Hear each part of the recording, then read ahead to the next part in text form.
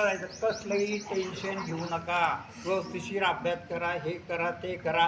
आई वडिलांचे आता पॉझिटिव्ह जर तुमच्या मनामध्ये असेल, नाहीतर मग काय नाही, मला आता गणिताचा पेपर मी तर नापासच होणार, मी तर नापासच होणार, मी तर नापासच होणार.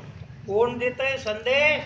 तुमचं एक मन असतं, दोन मन आहे तुम्हाला, एक चांगलं मन आणि एक वाईट मन.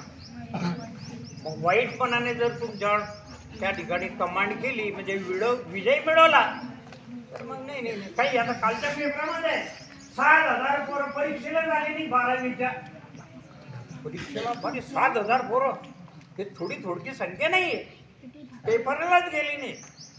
मग कशाला तुम्ही 12वी पर्यंत आलात, इतके वर्ष श्रम कशाला केले?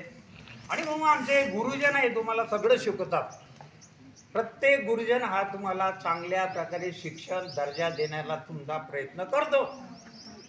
ते तुम्ही किती अंमलात आणतात, तुम्ही स्वतः किती त्यावर हे करतात. संस्कार हे घडून घ्यायचे असतात. सरांनी तुम्हाला किती सांगितलं, तुमच्या आईवडिलांनी किती सांगितलं, पण काय करायचं? सेल्फ डिसिप्लिन, स्वतःची शिस्त तुम्हाला महान बनवू शकते. ही जेवढा शिस्त मी फार आहे. आज मी डॉक्टर साहेबांनी बोललं की कार्यक्रम आहे, सरांनी सांगितलं 9:30ला कार्यक्रम सुरू होईल. मी 9:45ला डॉक्टर साहेबांच्या घरी जाऊन पोहोचलो.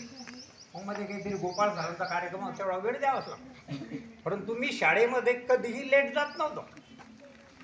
म्हणून time is money, time is gold.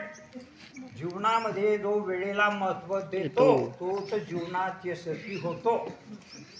मग आमचे डॉक्टर साहेब बोर्डावर लिहिला सकाळी 8 ते 12 पेशंट येऊन बसले, पेशंट येऊन बसले, पेशंट येऊन बसले, गर्दी वाढली. डॉक्टर काय करतायत?